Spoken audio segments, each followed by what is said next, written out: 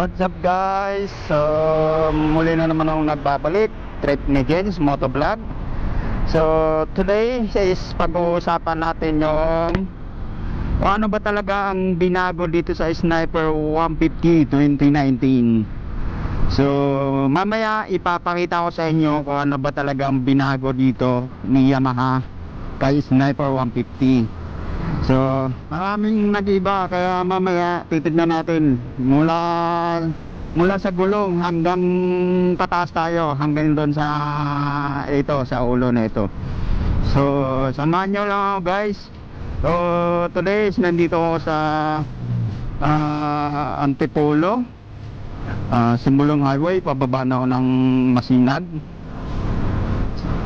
Siguro habang pinapanood nyo to is dumating na yung isa pa nating order na OBD scanner, no? So ang una kasi dumating guys is yung adapter. Ay tama ba yung adapter, yung wire? So wala pa yung mismong scanner.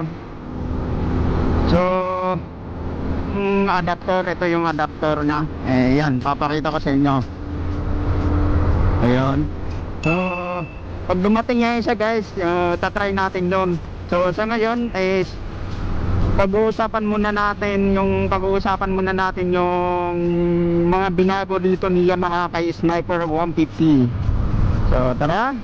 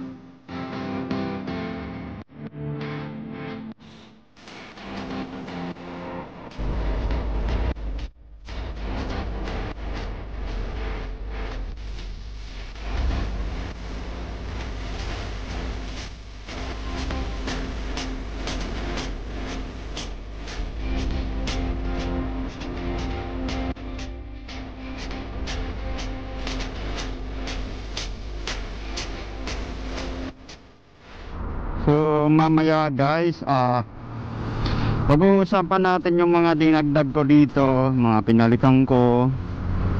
Tapos saka yung nilagay kong yung charger na 12 volts power outlet guys. Yung style netong kinabit kong charger is parang na siya guys, parang NMAX 2020. Kinuha ko yung style na NMAX 2020 tsaka yung Aerox,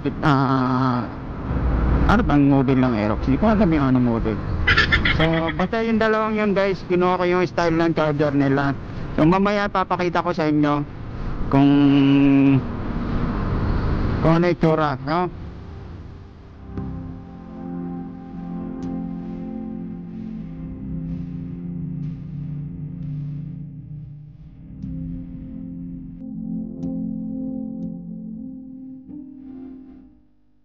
Ngayon pipilitin natin guys na makapag-upload tayo ng videos dito sa channel ko weekly, kasi hindi ko naman masyadong kinakarir kasi itong paggagawa ng channel ko na to may trabaho din kasi tayo guys.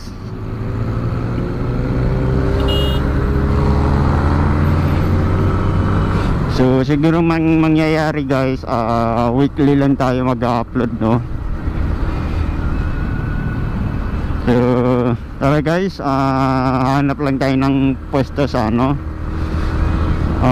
bandang Plaridel.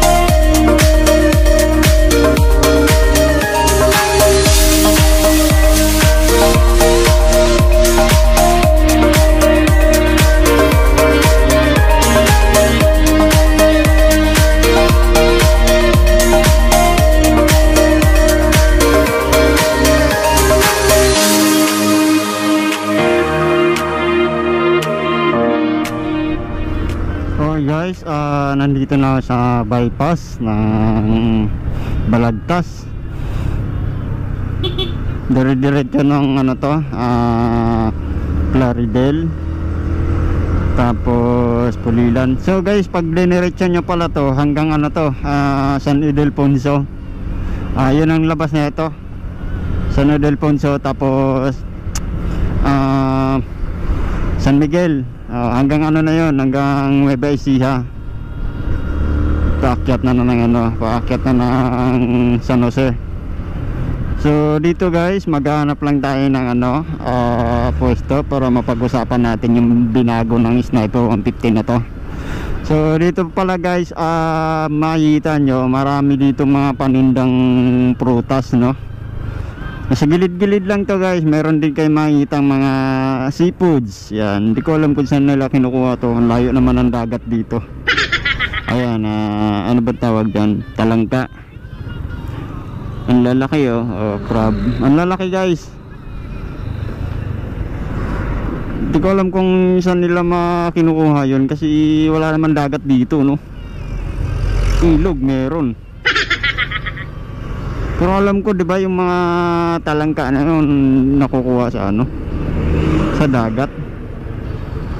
So ayan, may mga tsinelas yan. Marami dito guys, pag dumaan kayo ng bypass, marami kayong makikitang paninda na ano. Ito, ayan, livestock naman, mga manok. Dito mga prutas, prutas. So marami kayong mapagpilian dito sa bypass. Maraming nagtitinda dito sa gilid-gilid lang. Yan, may mga manok, oh.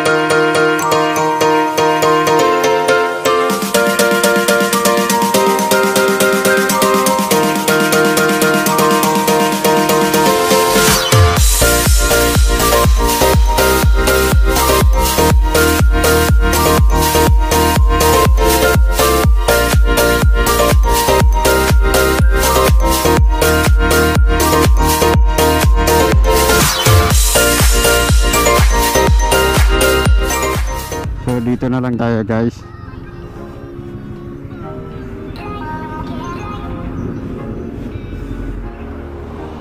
So yun guys, ngayon pag-uusapan natin yung mga binago ni Yamaha dito sa Sniper na to. So yun, nakita nyo yung Sniper. Tawag nila dito sa kulay na to is yellow harness. Bakit nga ba yellow harness? Comment down below na lang, hindi ko alam kung bakit yellow harness yung tawag dito. So simulan natin yung ano guys, yung gulong. So yung gulong nya is same pa rin ang dati, no.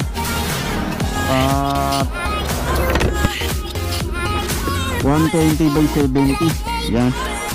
So yung mag nya same pa rin yung luma, no, yung lumang version. So yan, pati siya yan, yung same pa rin, pati yung sprocket nya same pa rin sila ng laki. So dito naman tayo sa unahan, yung gulong.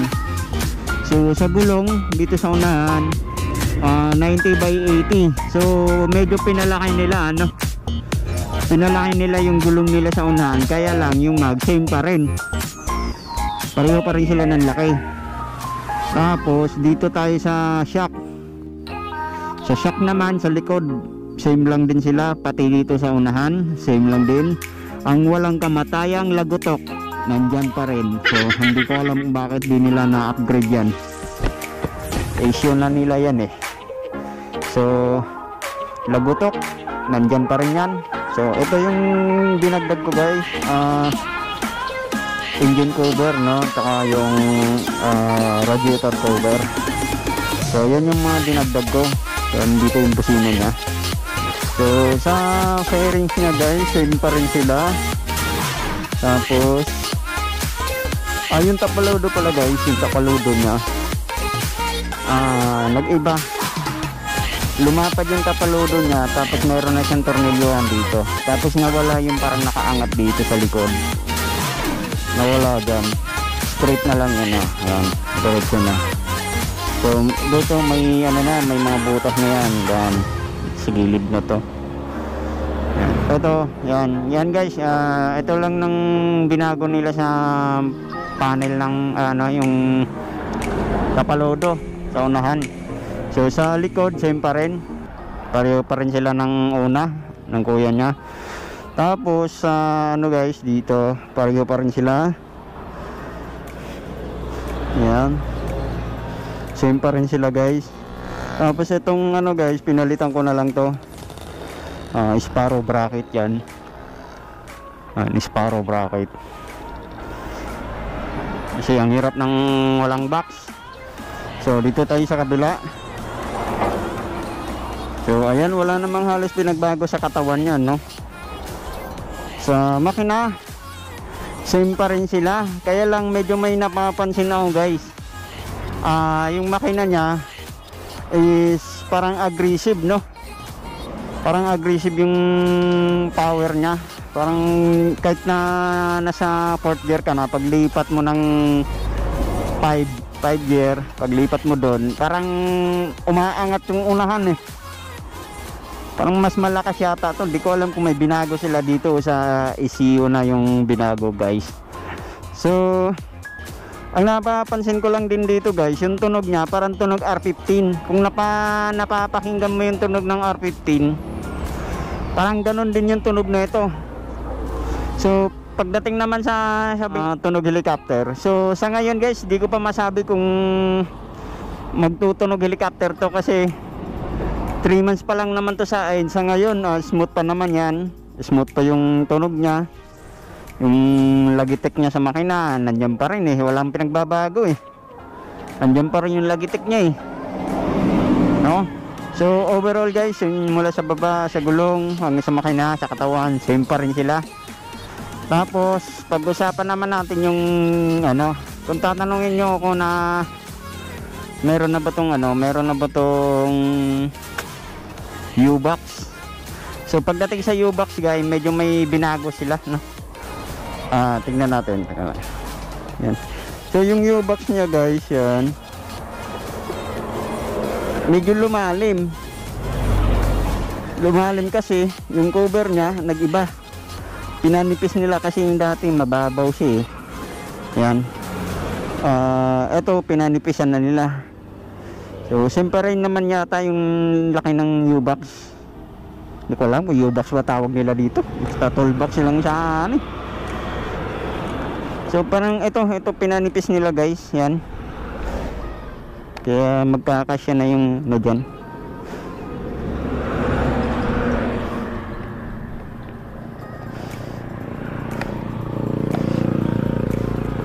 Ayan lang, lighter, itong mga tools ko, tapos langis.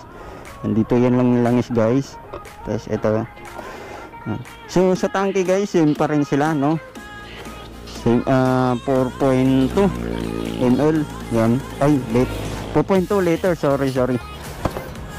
Tapos sa upuan, same pa rin sila. Yan. Tapos dito na tayo sa ito pala guys, meron akong dinagdag dito. Yan, meron akong power outlet. Yan, meron akong power outlet guys, no? So ito yan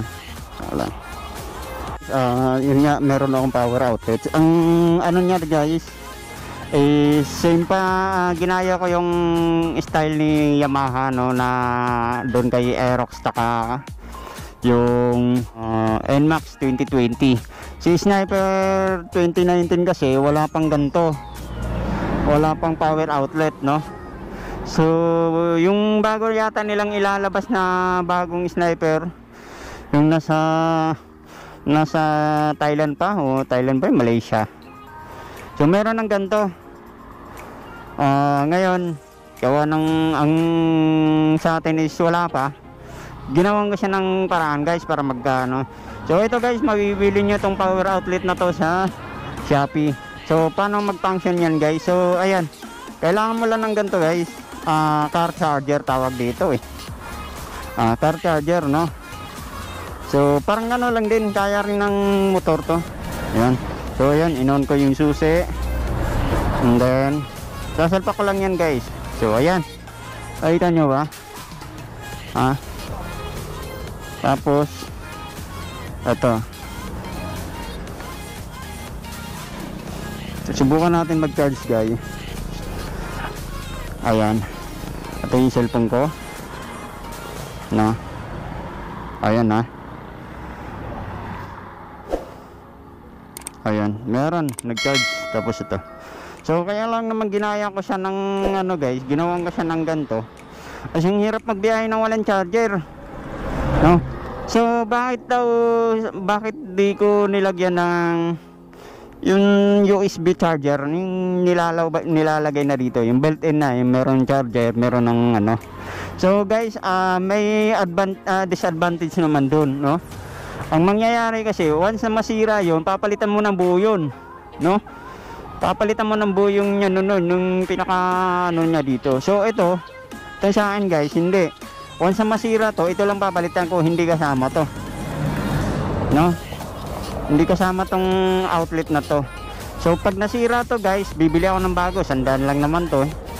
Ayan lang naman, yan. So kita nyo, ito guys, ito nga pala guys, built-in naman to, voltmeter, and then makikita mo yung kung ilang amperahe yung charge, yung ano nya, yung ilang amperahe yung pagcha-charge nya. Tapos yung binabato niyang kuryente dun sa cellphone, no? Makikita mo dyan eh. Ayan o, ayan. So ito, dalawang slot to guys, USB. So yun yung dinagdag ko. So kung gustong mag-avail ng ganito, meron si Shopee guys. Hanapin nyo lang ano, cigarette lighter 12 volts power outlet, no? Nakikita mo dyan.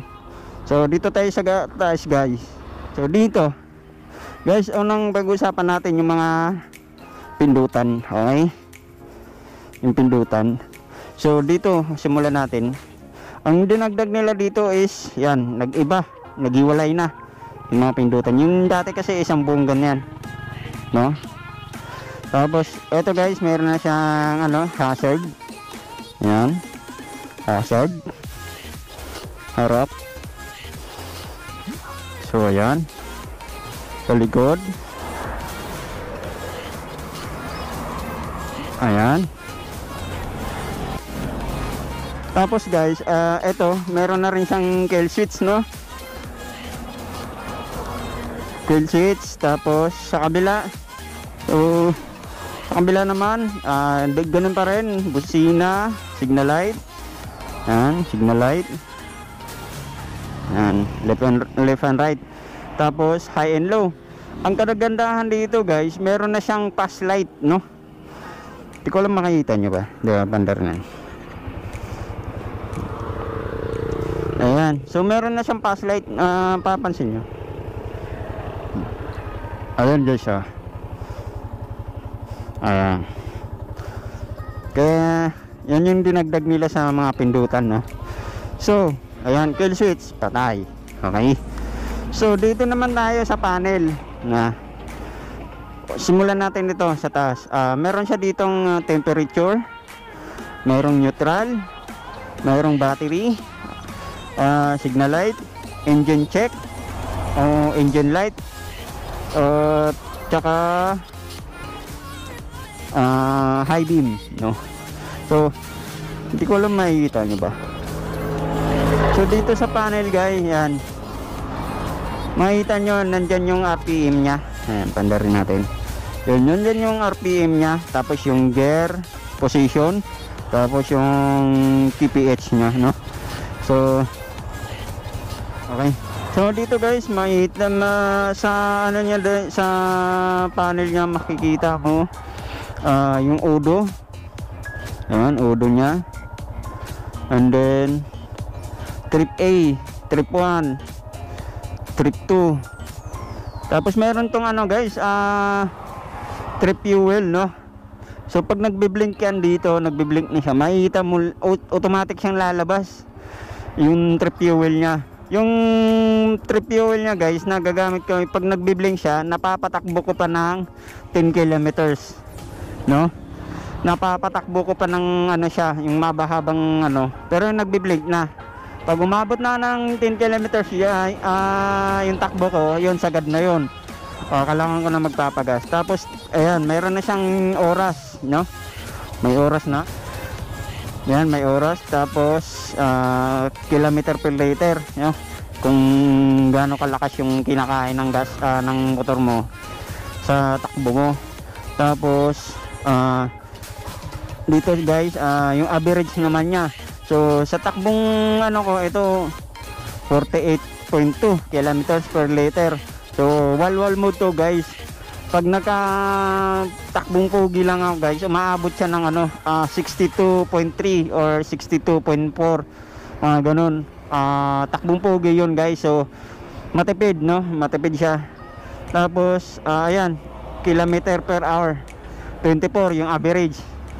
Hindi ko alam, hindi ko maintindihan ano ba ibig sabihin yan. So yun guys, nakita nyo naman, ayan, yung bago. Tapos sa headlight guys, tri-led na siya, no? Meron siya dalawa dito. Ayan, magkabilaan, dalawa. Tapos isa sa gitna.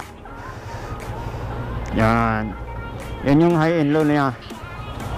So overall guys, yun lang naman ang binago niya, no? Ito, ayan, pinalitan ko kasi yung isa niya, itong part na to guys, nahulog yan. Hindi ko alam kung ano, na saan banda nahulog. So overall guys, yun na lang. So ayan, yun lang yan naman binago ni Sniper 150, no? 2019 model. So sa ngayon guys, yan lang muna. Maraming salamat sa mga nanonood nitong vlog na to. So huwag po kalimutang mag-subscribe, no? So guys, kita-kita tayo sa susunod nating vlog. So maraming salamat. Thank you.